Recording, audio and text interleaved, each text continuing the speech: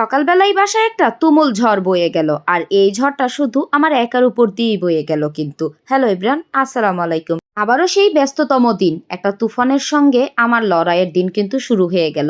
আর এই লড়াইয়ে শুধু আমার একার না, কিন্তু প্রত্যেকটা বাচ্চার মায়েদের একই অবস্থা। বাচ্চাদের স্কুল, রান্না বান্না, সকালের নাস্তা, বাচ্চাদের ঘুম থেকে ওঠানো, ওরে কি দখল! আর তারই সঙ্গে আমার নিজেরও তো কত কাজ, সে আর কি বলবো। তো যাই হোক, আস্তে আস্তে করে একটু একটু করে ব্লগটা শেয়ার করি, চলেন। এই তো সকালবেলা আজকে বৌয়া রান্না করেছিলাম, কিন্তু এই তো দেখতেই পাইলেন খুদের ভাত যদিও বলা চলে। একদম সাদা করেই রান্না করেছি, আর সঙ্গে দুইটা দুইটা করে ডিম ভাজি করেছিলাম। একসঙ্গে 4টা ডিম যদি ভাজি করি আমার উল্টাতে একটু ঝামেলা হয়ে যায়, তো এই জন্য অল্প অল্প করে দুইটা দুইটা করে ভাজি করে নিলাম। এবার রুটি তো করতেই হবে, সেটা কোনো মিস নেই। সঙ্গে আবার আমার নিজের জন্য একটু চিয়া সিড ভিজিয়ে নিচ্ছি।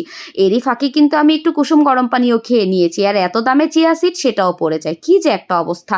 এক চুলায় রুটি করছি, এক চুলায় বাকি নাস্তাগুলাও করছি, মাঝখান থেকে তো বাচ্চাদের নিয়ে যুদ্ধ করছি ঘুম থেকে ওঠানো। তো এই তো আমার চিয়া সিডটা কিন্তু 15 মিনিট পরে এই তো একটু কুসুম গরম পানি দিয়ে আমি খেয়ে নিলাম। এরপরে আবার দুপুরে রান্নাবান্নাও চড়াই দিছি। তো এগুলো আমি কেটে বেছে মাঝখানে কিন্তু ধুয়েও নিয়েছি। এখন টুকটুক করে রান্নাবান্না করার পালা। যদিও আমি রান্নাবান্না আরও কিছু করেছিলাম, কিন্তু সময়ের অভাবে বাকি কিছু আমার ক্লিপ নেওয়া হয়নি। কারণ সকালবেলা আমার বিদ্যুতের গতির সঙ্গে দৌড়াতে হয়।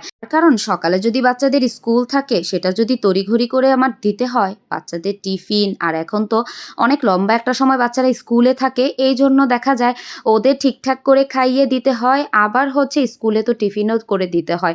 আর আজকে এতটাই আমি হচ্ছে গিয়ে লেট হয়ে গিয়েছে কাজ করতে করতে, যার কারণে আমি যে টিফিন কি দিব ভেবেই পাচ্ছিলাম না। পরে তাড়াতাড়ি করে একটু রুটিই করে দিয়েছি। আর আমার বাসায় যেই পরিমাণ দুন্দুল খাওয়া হয় আর দুন্দুল রান্না হয়, বাজারে দুন্দুলের দামটা মনে হয় আমার বাসার জন্যই বাড়ে। কি করব বলেন, বাচ্চারা এই একটা সবজি ছাড়া কোনো সবজিই খেতে চায় না।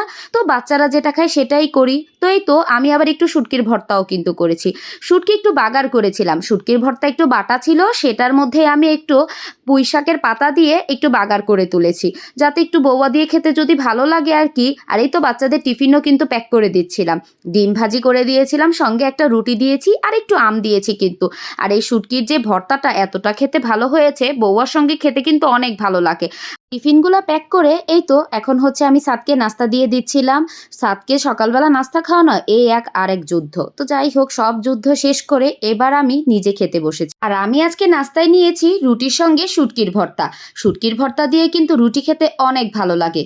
কখনো কি কেউ খেয়ে দেখেছেন? একদিন খেয়ে দেখবেন, দেখবেন রুটি দিয়ে খেতে শুটকির ভর্তা দিয়ে কি পরিমাণ মজা। তো কমেন্টস করে জানাবেন। সঙ্গে আমার তো কফি থাকবেই, আর একটু ডিম নিয়েছিলাম। নাস্তা টাস্তা করে আমি টাটা বাই বাইও দিয়ে দিচ্ছিলাম। পরে আবার লাস্টে একটু ক্লিপও অ্যাড করলাম, দেখলাম যে আমার হাতে করা ছিল। এই তো লাস্টে আমার এই রুটিটা খেতে একদম গলা দিয়ে চলে আসছিল।